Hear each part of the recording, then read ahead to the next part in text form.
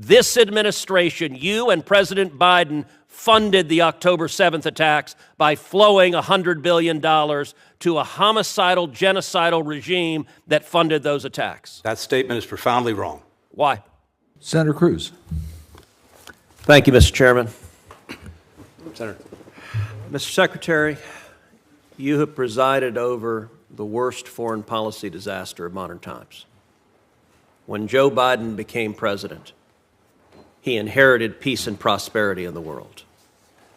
We now have two simultaneous wars waging, the worst war in Europe since World War II and the worst war in the Middle East in 50 years. Both, I believe, were caused by this administration's consistent weakness. And indeed, your foreign policy is precisely backwards from what a rational American foreign policy should be. To our friends and allies, this administration has consistently undermined, weakened, and attacked them. And to our enemies, this administration has shown constant appeasement and indeed has flowed billions of dollars to the enemies of America who want to kill us. Senator Barrasso asked you about Ibrahim Raisi. Your State Department put out a statement sending condolences for his death. Mr. Secretary, is the world better today now that Raisi is dead? Given the horrible acts that he engaged in, both as a judge and as president, to the extent he can no longer engage in them, yes, the Iranian people are probably better off. You didn't say that in your statement, did you? I believe that we did. And certainly our spokesperson... Today, the United Nations is flying their flag at half-staff to mourn the death. Would you agree that it is utterly disgraceful for the United Nations to be mourning the death of the butcher of Tehran? We're certainly not mourning his death. As I said, we expressed... Would you agree it's disgraceful for the UN to be? I'll look at what they've done. We certainly would not do that. What they've done is flown the flag at half-staff. Is that disgraceful? We wouldn't do that, and we would certainly find that... And I would note that's the absence of American leadership. All right, let's shift. The Washington Post on May 11th wrote an article. I'm going to read the opening paragraph. The Biden administration, working urgently to stave off a full-scale Israeli invasion of Rafah, is offering Israel valuable assistance in an effort to persuade it to hold back, including sensitive intelligence to help the Israeli military pinpoint the location of Hamas leaders and find the group's hidden tunnels, according to 4 people familiar with the U.S. offers. Is that paragraph accurate? Exactly the opposite. First of all, no one has done more to defend Israel than Joe Biden. Is that paragraph accurate? Let me finish, if I may, please. He was there right after. I'm not interested in a campaign speech. I have limited time. Is the paragraph in the Washington Post accurate? As you read it, no. To the contrary, we're providing everything we possibly can to Israel to help them find. So the 4 sources that briefed the Post, and by the way, briefed multiple other media outlets, they were lying? Absolutely. So, all right, so that, did the administration offer to provide the locations of senior Hamas leaders to Israel if they didn't invade Rafah? That's, again, totally misleading and wrong. Here's what we've said, and here's what we're doing.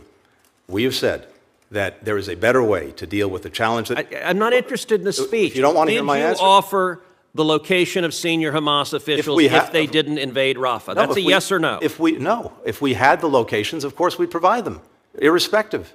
So this statement, you're saying the Post got it totally wrong, it is utterly false, and anyone who said to the contrary was lying and perjuring themselves if they were under oath. That statement is incorrect. We have done and will continue to do everything we can to, if we can do it, develop the information and share the information. I wish we had it. Does the administration have intelligence on the locations of Hamas officials that you have not shared with Israel? No. Does the administration have the locations of Hamas terror tunnels that you have not shared with Israel? No. Okay, so then your position is that this story is an utter and complete lie. As you've read it to me, Senator, it's not. It is not accurate. And we're not interested in playing word games. I've asked you very directly. I have so not. You're saying there's not a single Hamas leader that you know about that you or the administration has offered will tell you where they are if you don't invade Rafah. That is correct. What have you offered them not to invade Rafah? We've offered them nothing not to invade Rafah except a plan to deal more effectively with Rafah. Okay, so your testimony under oath is you've offered them nothing not to invade Rafah. I find that very hard to believe, but I just want to understand what your testimony is.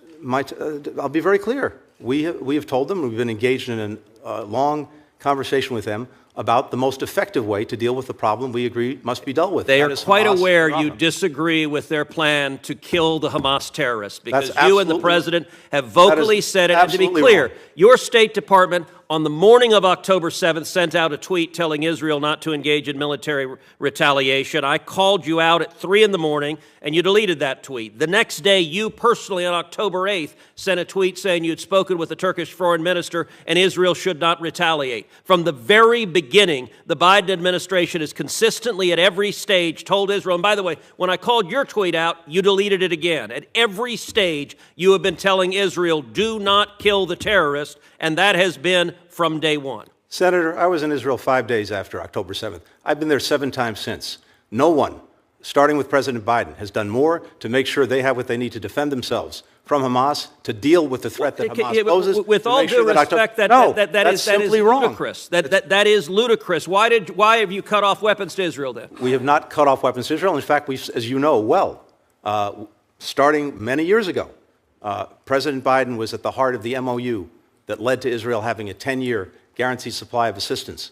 When you became Secretary of State, how much oil was Iran selling a day?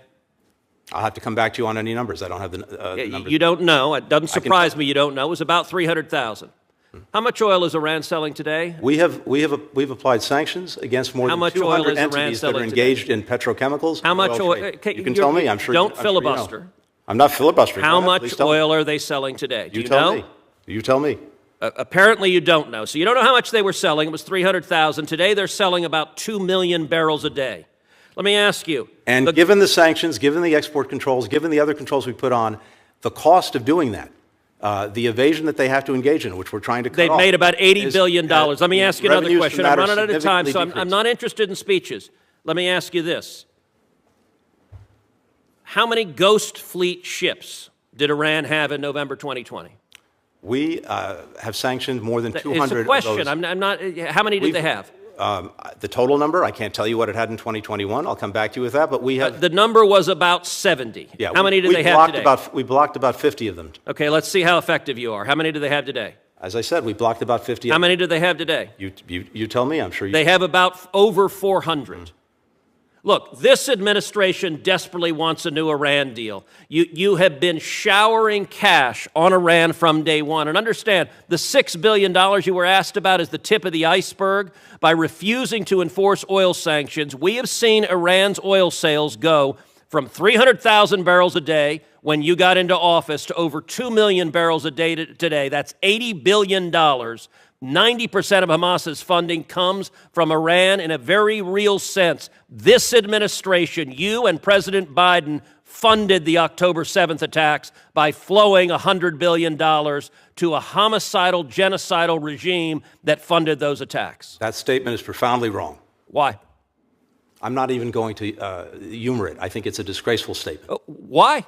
We have gone at Iran repeatedly with more than 600 sanctions applied against different persons. Then why are they selling 2 million barrels a day as compared to 300,000? They are working hard to do what they can to get around the sanctions. So just the prior administration had tools you didn't have, they were more effective, or maybe they just weren't desperate to cut a deal with Iran. And we continue every single day to go at them. You are refusing to address the facts. I'm not.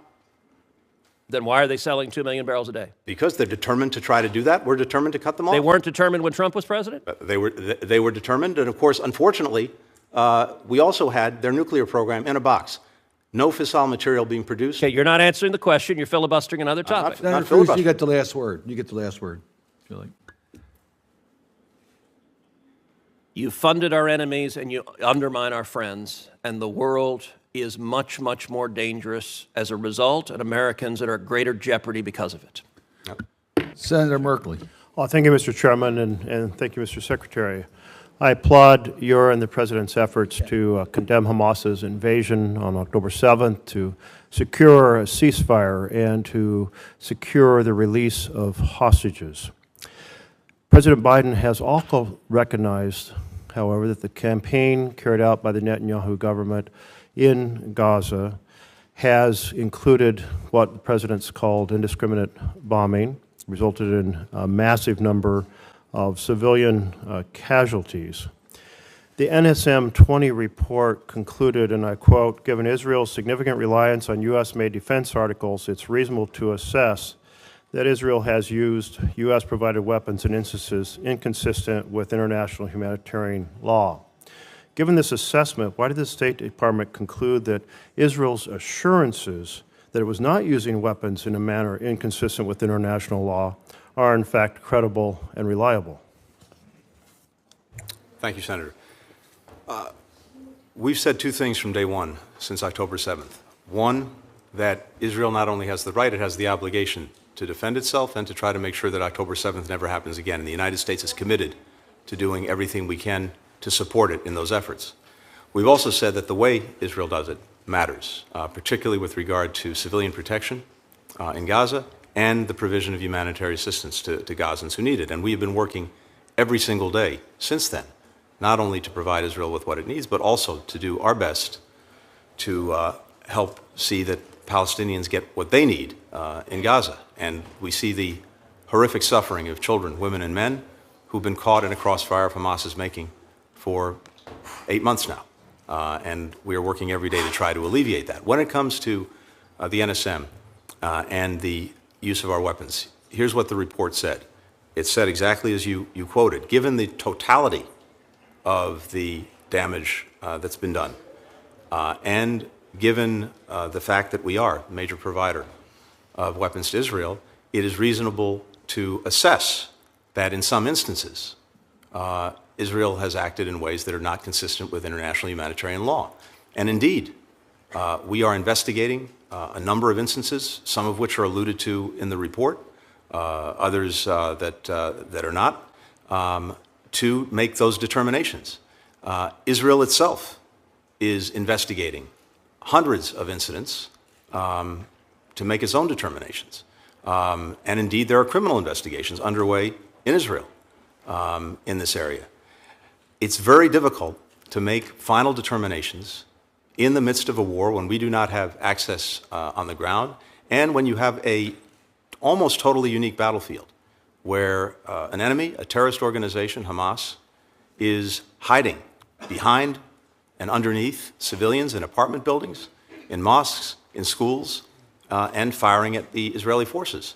So we're determined to make every appropriate determination. We're determined that there be no double standard. We have processes at the State Department, including our conventional arms transfer policy, including our thank you for your process that we're explanation. engaged in. I know that it's so complicated that you could go on for a while, but I think you've pointed out the challenge and the fact that assessments are ongoing.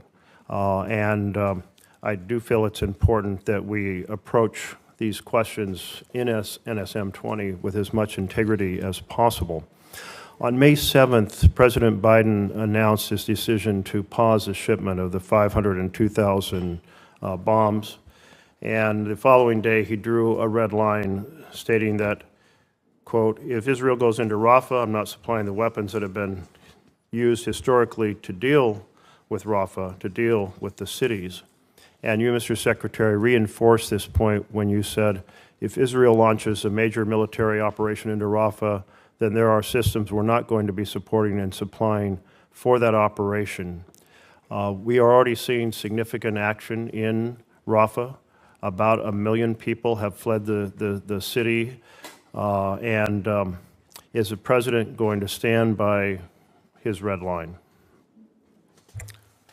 First, the President stands behind the proposition that we will always make sure that Israel has what it needs to defend itself. No one has done more, not only throughout his career, but over the last 8 or so months to make sure that that's the case, and that will continue. At the same time, when it comes to Rafah, we've been very clear in many conversations with Israeli leadership over the past months about our deep concerns about a major military operation in Rafah and the impact that that would have on civilians in Gaza. We insisted that if anything is to go forward, we see a clear, credible plan to get civilians out of harm's way, but not only to get them out of harm's way, to make sure that they're provided for when they're out of harm's way. Now, you mentioned we've seen a very large exodus of people from Rafah, but they are now in places where they don't have the support that they need and that we believe is critical to provide.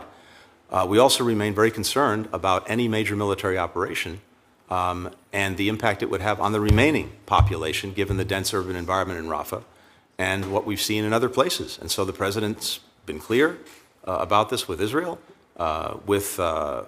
in public as well as in conversations with others, about the fact that we will not support a major military operation. Thank you, and that's helpful to understand.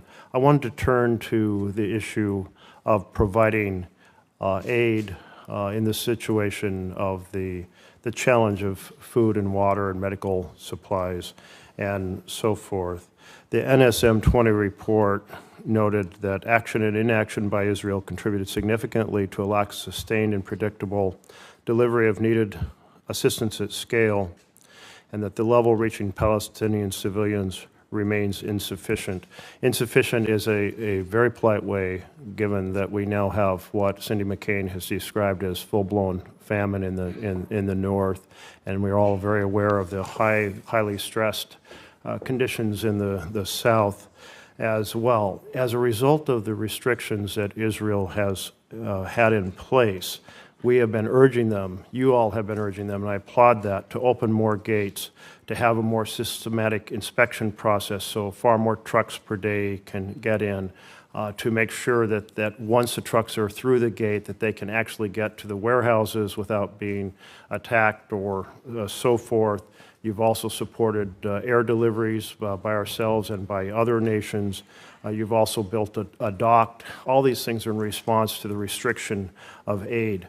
And thus, I was somewhat puzzled that the report concludes we do not assess that the Israeli government is prohibiting or otherwise restricting the transport and delivery of U.S. humanitarian assistance, because it seems like all those actions we're taking, the urging of Israel to do more, and all the other air delivery and docks and so forth, are all a response to the restrictions preventing sufficient aid to get in and creating famine conditions affecting a couple million people.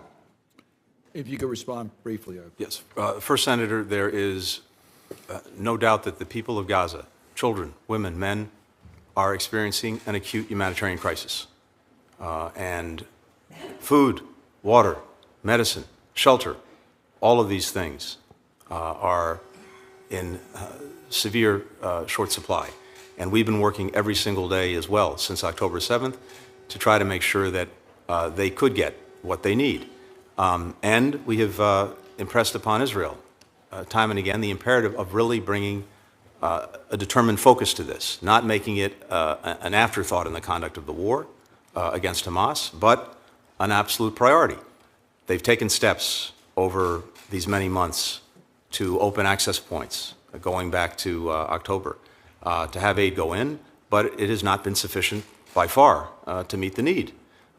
We saw much more significant progress over the last month or 6 weeks, particularly in the wake of a phone call between President Biden and Prime Minister Netanyahu in early April, where we saw more access points opening. We saw a land route from Jordan being activated. We saw openings in the north, which was critical because aid to North Gaza was particularly deficient. That's improved. But now we've seen, unfortunately, the reverse. Because of the actions in and around Rafah, we see the critical transit points in the south, Rafah Gate itself, as well as Kerem Shalom, until recently being stopped or disrupted, so that the situation in the south now risks being even more egregious. But the restrictions that have been in place, in some cases, it's because of concerns about dual-use items and making sure that Israel could see and verify what was going in, given the history of dual use. In some instances, it's because of the war conditions that make it incredibly difficult. But there are also things that Israel can, should, and must do to further facilitate the distribution of aid, including much more effective deconfliction with those who are providing it. So convoys that are bringing the aid in can go about their work safely and securely. That remains insufficient. Senator Paul. Secretary Blinken, on your recent trip to China, news reports came back and said that you reserved your strongest language for China and its dealings with Russia, castigating Beijing for allowing the war to continue in Ukraine. The report went on to describe the exchange as such a blatant dressing down in the Chinese capital. Do you think publicly scolding China will make it more or less likely that they continue selling dual-use parts to Russia? Senator, we've tried it both ways. We've had these conversations with China from some time in private, hoping to see a change. We haven't seen that, and it's important. I would argue that we've only tried it one way. We've got the stick, and almost the majority of people who work for you, everybody wants to use the stick. Nobody's really considering that there's a carrot. So really, for the last, let's say, 5 years or more, your administration, the previous administration, not a lot different, really, that you put impediments to trade, you add sanctions, and then you scold them. And I mean, there is a school of philosophy or school of diplomacy that believes that public scolding, particularly in another country, can have the opposite effects, that actually you've either completely given up on this, nothing's working, so why don't we just read them the riot act? And that's kind of what it looked like. Yellen was also there recently, and she's described and told the Chinese government how it should run its economy, what sectors of its economy that they should or should not subsidize, and told them as well who they can conduct business with. And then she threatened to impose sanctions, more or less likely to actually get them to do. I mean, I think it's a misunderstanding of diplomacy in general to think that you going and scolding the Chinese, Yellen going and scolding the Chinese, that somehow they're going to go, oh my goodness, we've been wrong all along, and because they've yelled at us and treated us like school children, we're now going to change. I would think that the opposite might be true, that there might be a certain amount of child psychology to criticizing people, and that like a rebellious teenager, they actually might end up doing more. In addition to the threat of sanctions, in addition to the scolding, we now have the administration talking about more tariffs. So in June of 2019, then presidential candidate Joe Biden tweeted, "Trump doesn't get the basics. He thinks his tariffs are being paid for by China. Any freshman econ student would tell you that the American people are paying his tariffs." Remarkably accurate and true at that time, but now he's become jumping on the Trump train. But the thing about tariffs, regardless of who pays them, American consumers will pay for these. Tariffs are not good for the economic well-being of all Americans in general. But the question would become, when you add tariffs, so you're going to threaten sanctions, you're going to scold them, now you're going to add tariffs. More or less likely that they'll do what you want? I think less likely. Everything we're doing, everything the previous administration did, as well as this administration, is heading towards less tradement, disengagement from China. Part of diplomacy might be offering, well, I tell you what if you quit selling the dual-use parts to Russia? Maybe we could consider removing some sanctions on trade and actually trade more with you. So the threat of sanctions, the threat of tariffs, actually have some effects if you're willing to remove them. The history of sanctions is more, and then you're not doing enough, and people on the right here will say you got to do even more, we're going to pass legislative sanctions. Nobody talks about removing them, but that's the only way you'd get behavior to change. And so I really think that it's a fundamental misunderstanding sort of what's going on. The final point I would like to make, and I'll let you respond to this, is the Ukrainians still claim that victory includes the reclamation of all of its territory. Many NATO allies are beginning to question this. Czech President Petr Pavel, who once served as the chairman of NATO's military committee, recently stated that he believes it's naive to think that Ukraine will be able to regain the occupied territories from Russia. The commander-in-general of the Ukrainian army, until he was fired by Zelensky, had the same sort of comments. I think that it's not an unreasonable thing to believe that this war may well end in stalemate with people in place. Some say similar to the way Korea was. Nobody likes it, nobody wanted it, nobody agrees the Russians should be there, but they're there and they have a bigger army and more might than their neighbor. So if President Pavel is correct in his assessment that Ukraine's war aims are naive, one of the few negotiating items Ukraine possesses is a promise to remain a neutral country, not aligned militarily. Yet you have repeatedly ruled out Ukraine remaining outside of NATO. If you take this off the table, you're taking off one of the things that actually is a negotiating item. My question to you is, are there any circumstances under which neutrality of Ukraine would be a negotiating item. Thank you, Senator. Let me try to respond to both questions. First, if you want to look at hectoring or haranguing, I would invite you to look at the website of the Chinese Foreign Ministry on a daily basis in terms of what they say about us. Second, I'm not going to apologize to anyone for standing up for American workers and American companies, because here's what we're dealing with. And by the way, of course, you're right, we always try.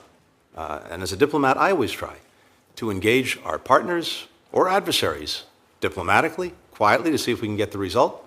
If we don't, then we have to use every means at our disposal, including calling them out. Let me, if I may, please address the question.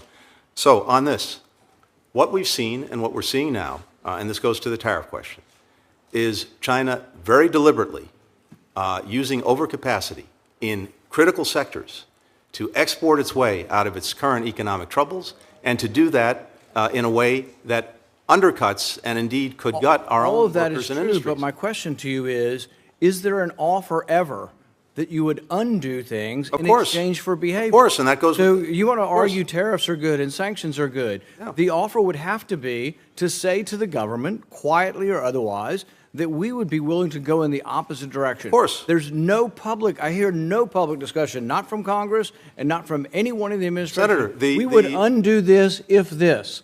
Senator, So, on their own terms, it's clear that if the conduct that we object to and that risks terrible damage to our workers, to our communities, to our companies, if they change that conduct, of course. did you no more specifically tariffs. discuss not having tariffs or undoing sanctions in exchange for the Chinese to quit selling dual-use parts to Russia?